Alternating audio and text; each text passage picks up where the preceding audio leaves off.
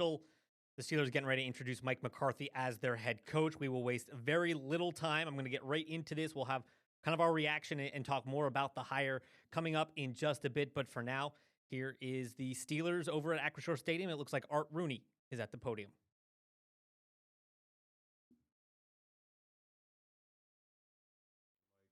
And so I am happy to introduce Mike McCarthy, the next head coach of the Pittsburgh Steelers. Mike.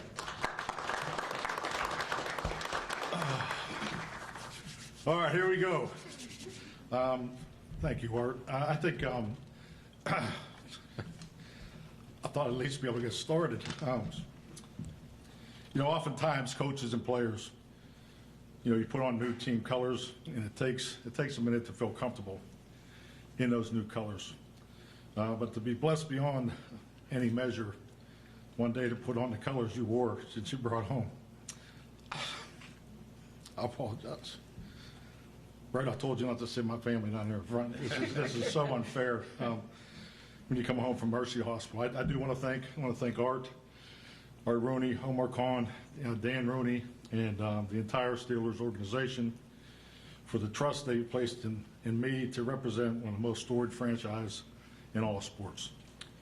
I understand and embrace the responsibility, the privilege, and the weight that comes with this stewardship. This city, this franchise, this fan base means the world to me because Pittsburgh's my world, and it's just awesome to be back here. I do want to thank two men. I'm very fortunate to call friends, Mike Tomlin and Bill Cowher. They represented this organization with such class, and I'm honored to follow in their footsteps. They left the proverbial cupboard full, for sure.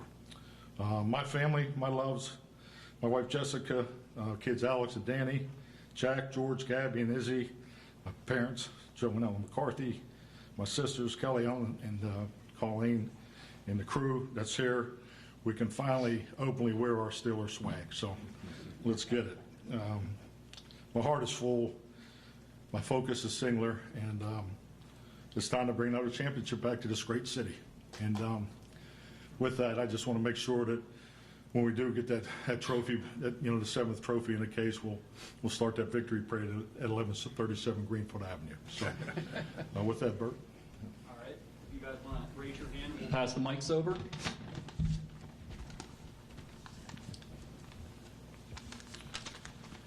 Mike, Jerry Dulac from the Post-Gazette. Did you think and want to get back into coaching? And we've seen other guys take that year off and get back. What did last year or the year off do for you, show you, anything like that? Well, the year off was awesome.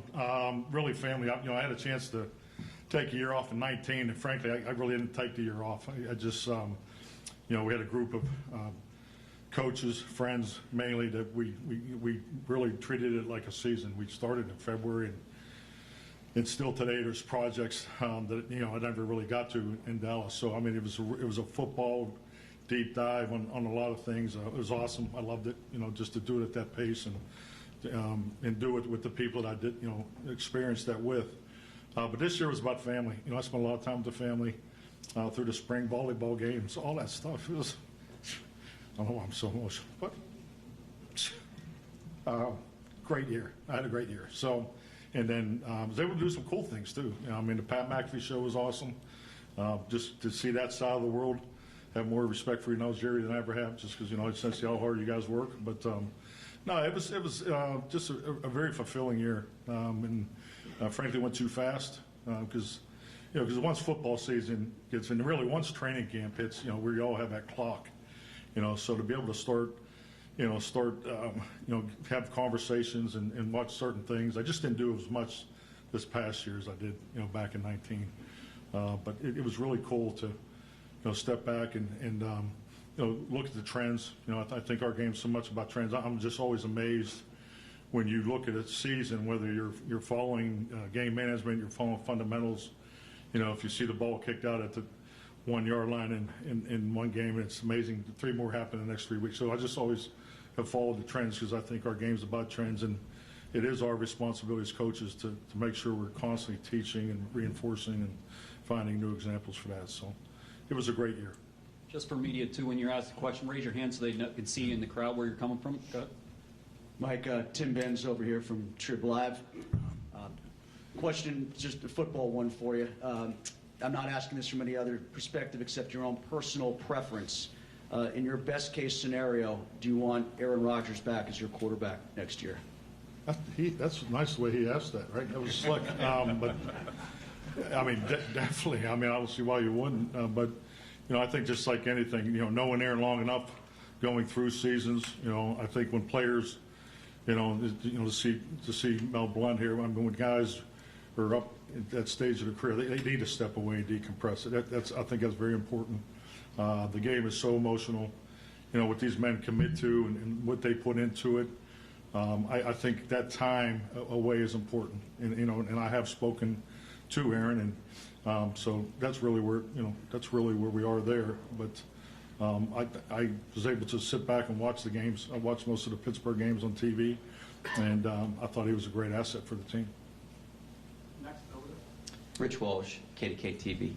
Mike, credentials aside, did you feel like you had to sell yourself in that interview? And was there any answer or story that you told that maybe helped get you the job?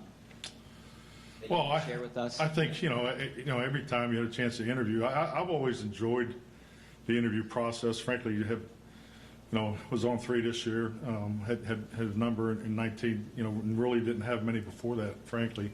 I think anytime, coaches and players have a chance to talk football, sit down and cross the table and, have a chance to sit down and talk to Art Rooney, about the game, the history, especially growing up here and being a huge Steeler fan as a kid and understand. I mean, it's a great opportunity. So I'm filibustering here because I'm trying to think of a good story to give you, but I don't think there was one that knocked it out of the park. But no, I just I enjoyed those conversations, and I know this no different than I would think in any industry. You look for fit. I'm in the process of putting together a coaching staff, and there's so many outstanding coaches out there that I respect, but it has to fit together. So I did feel very comfortable, from the moment that I was able to sit down with Art and Omar, and that's a connection. I know where I am in my life and in my career. The GM head coach relationship's critical, and I couldn't be paired with a better guy. Paul Marchant with College of Pro. Michael, this question's for you. Yeah, So we can see. I got him. Yep. This question's for you. In terms of absent of being a Pittsburgh guy yourself, but when you looked at the roster specifically, what attracted you most to the roster, and what are you happiest with in terms of the roster? Oh, I mean, I love the roster, and I think it's Omar's turn to talk here, but I think it's a roster that, is fluid. And what I mean by that, the first thing I always look for, I know in my head coaching years, how many players do we have returning on contract? Where we had 52, we had 61, 64, because frankly, I mean, the draft's really important. Veteran free agency is important. But that group of men in these off-season programs, particularly just being older, being in the league, that time you have together, those men will move the needle more, in my opinion, more than anybody else. And it's a great group of men, just based off the feedback that, we all talk to each other. And so I'm really looking forward to moving the needle with those guys. And definitely we'll add through free agency, we'll add through the draft. But, it's like I said, Mike Tomlin, and Omar, they've left me a lot to work with. So I feel good about the direction. I'm really excited about the defense. Great seeing Alex here because defense wins championships, and, the history of the Steelers defense and staying with the 3-4 is important, as far as the origin of it. And that's something we have to build off. I've been a head coach 18 years. I've had one top 5 defense, and we won a Super Bowl that year. So the importance of defense is critical.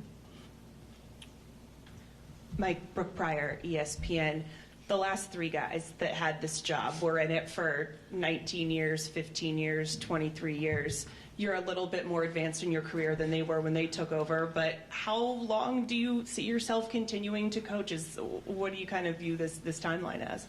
Well, I think we're going to shift the dog years, number one. So it should be funny in your first press conference. That backfired on me last time. But so, no, I think really, I mean, Coach Noel, growing up in the 70s, I just, when I got into coaching, that's when you look at someone you you would like to emulate. And what Bill Cowher and Mike Tomlin have done here, trust me, I have great respect for that. But I really am. I mean, hell, I can't even get through the press conference. I'm looking forward to getting started tomorrow.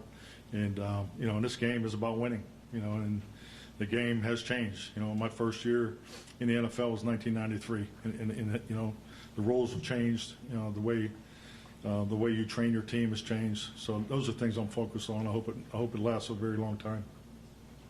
Mike, Teresa Varley from Steelers.com. Mike, I wanted to ask you, what was that like after you got the phone call from the Steelers to be able to call your parents and share that news with them? See, now it's not fair, Teresa. Yes, no, it was a great phone call.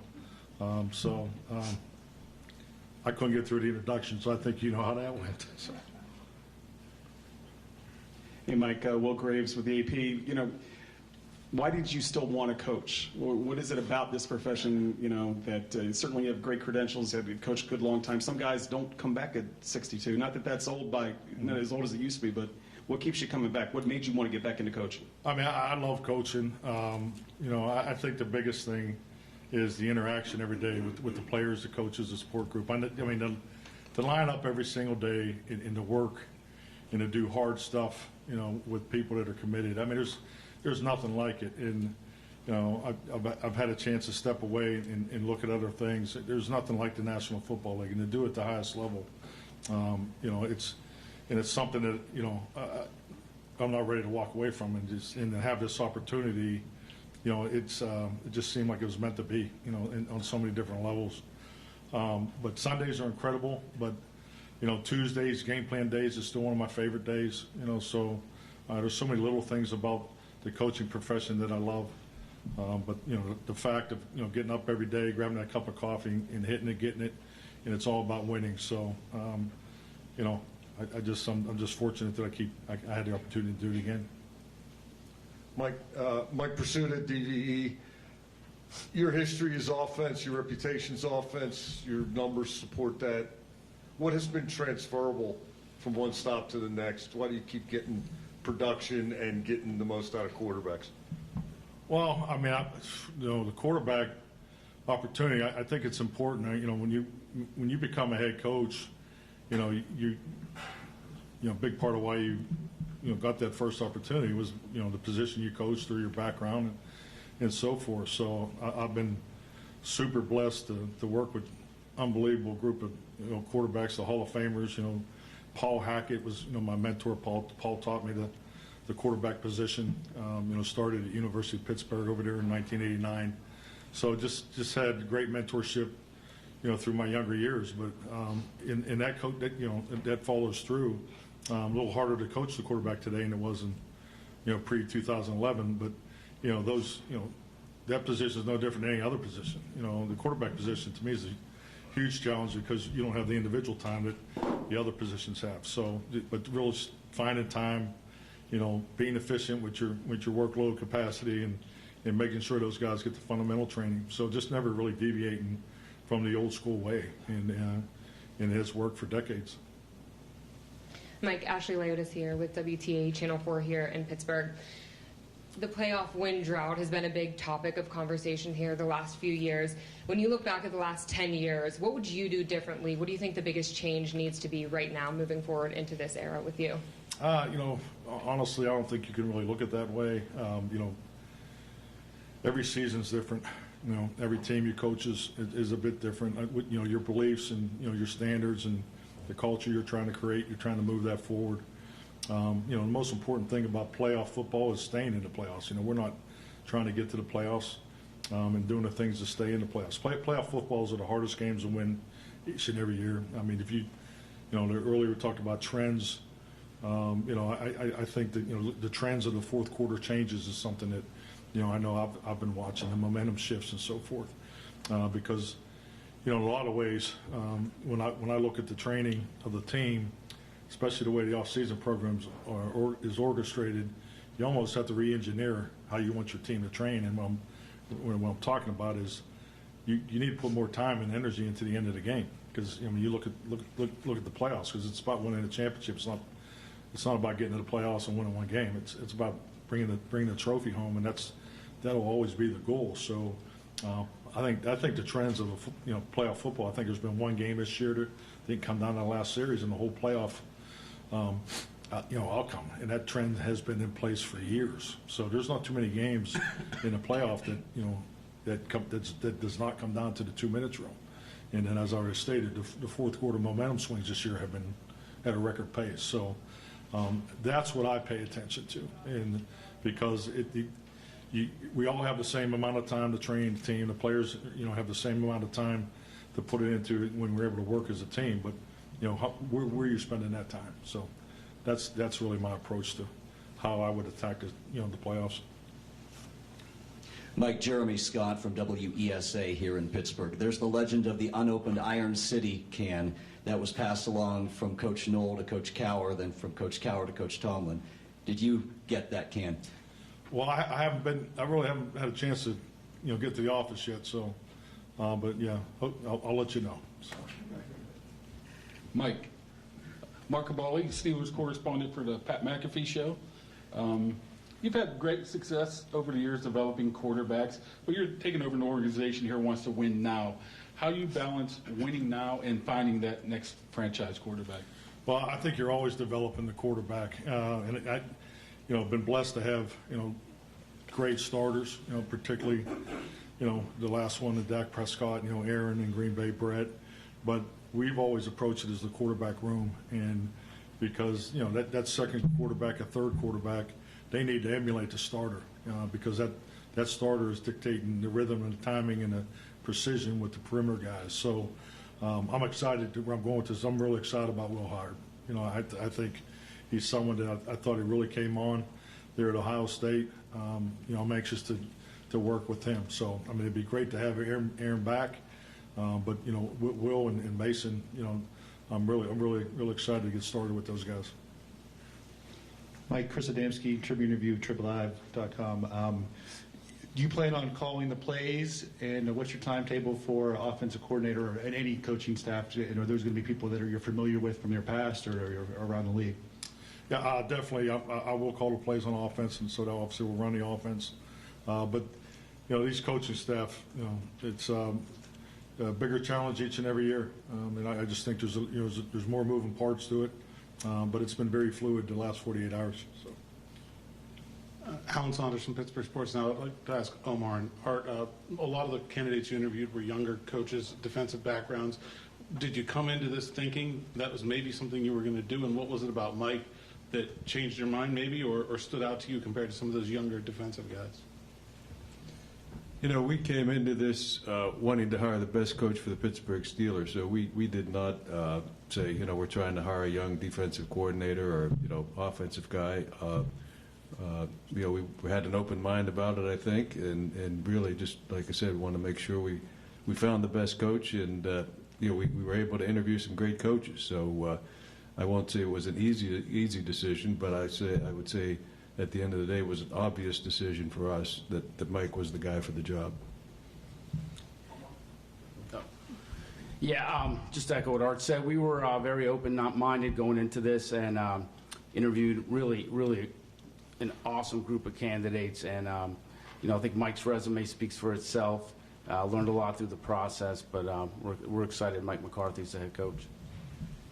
Missy Matthews, Steelers.com. Coach, this is for you and Omar. You guys crossed paths with the Saints many years ago. Short period of time. Is it surreal to be sitting next to each other in the capacity that you are today, and what do you remember about each other back then? You go first? Yeah, in case you say something stupid. It's hard to believe it. That was 25 years ago, but I grew up a big Saints fan, so for me, that year was really special because that was the first year that the Saints ever won a playoff game. Mike was the offensive coordinator, and it was an unbelievable year, and it was exciting, not only as someone that worked in the National Football League, but just as a fan growing up. But, we had some good times, but what do I remember the most is just the hard work we put in. I remember the attention to detail that this man to my right used to put into everything he did, and that still resonates with me today. But it was a good year, a good experience, and can't believe it's been 25 years. It's gone fast, and I just, I always remember the first impression of Omar. You get hired and just things are going 100 mile an hour. And it was my first time being a coordinator, and Omar had worked down in the personnel department and worked with the cap, and Jim Haslett had asked if I wanted him to work with us on offense, and it was awesome. I think it opened his eyes up to what coaches and players really put into it, and I always admire. You can see right away he's going to be successful, very bright, hardworking, and I think we just have always been connected since then. Hey, Mike, Jeff Hathorn with The Fan and KDK Radio. You mentioned defense wins championships. You've got a lot of defensive guys up here. What is your defensive philosophy, and what are you looking for on that side of the ball from a coaching standpoint? Well, I mean, as we build the staff, I mean, we definitely want to build off what's in place here. I mean, just as a whole, with this being the third organization that I've walked into the first day, I don't believe in the throw out the baby with the bathwater method. I believe in building off what's in place, and there's a lot here in place. I mean, the defense is system has been here since 1992. Came here with Coach Cower and Don Capers. So always been a fan of it. Always felt it was the toughest one to compete against as an offensive coach. Part of the reason why I went to it in Green Bay. So those are the things we're focused on right now. We're putting the staff together, but ideally we want to keep the language the same. So I think those are big decisions when you come in here, because when you got something that works the way it's worked here for so long, I think you should try to do everything you can to build off that, if possible. Mike, Jenna Harner, WPXI. In an interview you did in Dallas a few years back, you said family first, family and football, and you coach your team that way. What does that look like, and why is that so important to you? Well, I think just like anything, it's how you're raised. I think it just the basics. Treat people the way you want to be treated. I think respect goes a long ways, and I think it always starts with the locker room, because that locker room is a family, and everything we do, everything that we do that touches the locker room, is to me the primary focus every day. I think that's how you win. You win every day. Those men are making the sacrifices. Those guys are performers. And when they cross the white lines, we got to feel that we've given them everything to be successful. So it's really keeping the light on the locker room, which is the family. Shelby Casassi with WPXI. What qualities are most important to you as you form your coaching staff underneath you? Oh, I mean, a number of them. I think I have a philosophy of how to structure one. I think there's 4 areas that I've looked at. Number one, you got to have experts. You have the men that know the league. This league evolves. You definitely want to be on the front end of the cycle. You want to be on the back end. So that's important to have the expertise and experience at a certain level. I think it's important to look at the current coaching staff in place. A lot of good coaches that were here in place under Mike, and you have to take that into consideration, because that's part of the fit and the ability to move forward and make them part of it, if you feel like it fits. And the third one is, you got to look at some of the young and new ideas out there that would fit the direction that you want to go with your team. So, and then you got to have them young dudes. You got to have the guys that grind. You got to have the grinders that are going to be there. And frankly, they came up the way Omar and I did. We didn't have the resources back then that you have today in computers. So, you slept in the office back then. You did those things. I'm not looking for that now because of the resources you do have. But so staying true to that, that methodology is how I've done it. And at the end of the day, it has to fit together. Mike DeFava with The Athletic. Mike, you bring a reputation of offensive football. I'm curious, just how would you describe your philosophy on offense, and how has that evolved over time? Well, I'm a believer in the tradition of the West Coast offense, and the first thing that always came to mind was the offense needs to be built to make the quarterback successful, for as simplistic as it is. And that starts with running the football. I mean, you got to run the football, because if you don't run the football and you don't tailor your protection schemes in the action pass game to the run game, obviously it's not going to affect the defense and have the benefits of what you're looking for. So, and then, in the way the quarterback's coached in that system. You want a more athletic player in that position, the man that can extend plays and play to the rhythm, timing, spacing, and all the things that go into to an offensive system. So, but at the end of the day, you'll never hear me say this because I would never say we run the West Coast offense. If your system of football cannot take in every player that Omar and Art want to bring to the Pittsburgh Steelers, then you need to take a look at your system. So we need to make sure we can accommodate the variety of players that are available to us. You more? This one's for Omar, and then a follow-up for Mike. Omar, Mike's had an extensive time working with quarterbacks. How much did that play a factor in bringing him on to be the head coach? Because I know you've been making it a priority to find a long-term option at quarterback. And then Mike, how has the quarterback position evolved, and what have you learned over the time of working all the way back with Joe Montana, but then also recently with Dak Prescott? Yeah, it's a good question. I'd say, look, with everybody we talk to, the conversation of developing the next the next quarterback for the Pittsburgh Steelers was part of it. I think Mike's resume speaks for itself, who he's been around. But we're excited about working with Will, and that was a part of it. Quarterback play, I think the obvious is the role changes, their ability to run. They're running. The quarterback runs, the called quarterback runs is probably the biggest thing that's changed in the last 5, 6, 7 years. And obviously, the rules, protected them and making it possible. Just the way you play defense. You got a 7-gap run scheme now. It has an 8th element to it because the quarterback can pull the ball. No different in the 8-gap, 9-gap scheme. So I think that is the biggest evolution that I think is obvious to all of us. But at the end of the day, when these big games are being played, in January, they still got to make throws from the pocket, and that's why the belief and the footwork and the training and all those things, that goes into it. But yeah, the running quarterback is the biggest change that I've seen.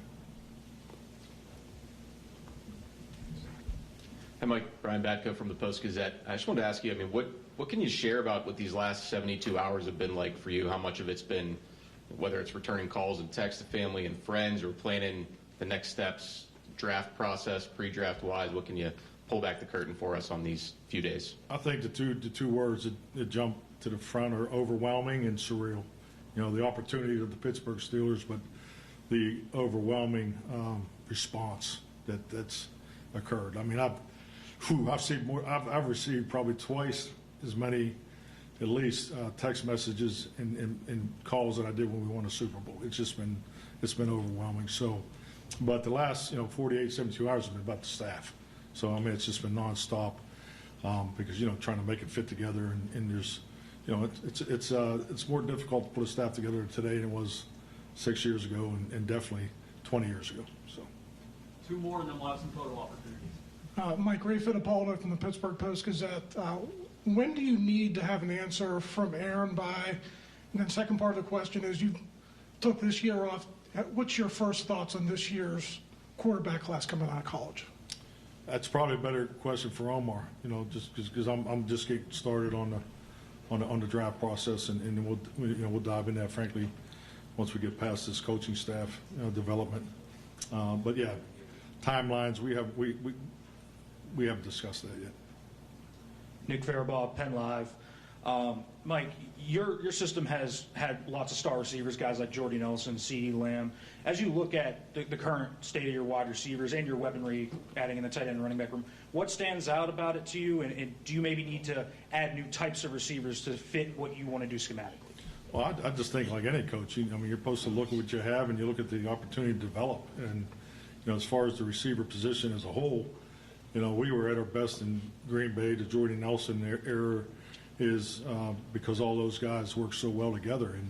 And this game's about matchups. Your ability to put your third receiver on the third corner, or the third, and hopefully that's a favorable matchup, or move those guys around. And you want your receivers to be able to play all three positions. Because when you can have the flexibility of that. That goes back to the first statement about making a quarterback successful, because the quarterbacks are trained in conceptual, in conceptual development of how you throw the football. So that helps you with their footwork training because, but if you got 900 plays just to beat every defense or beat every, that's very difficult on a quarterback. So if you truly want to play to the rhythm and time of the quarterback, your perimeter guys being able to play multiple positions is very important. So that'll be our approach with these guys, and I'm looking forward to getting started with them. All right, thank you guys. Give us a minute here. We're going to remove the table and do some photo opportunities.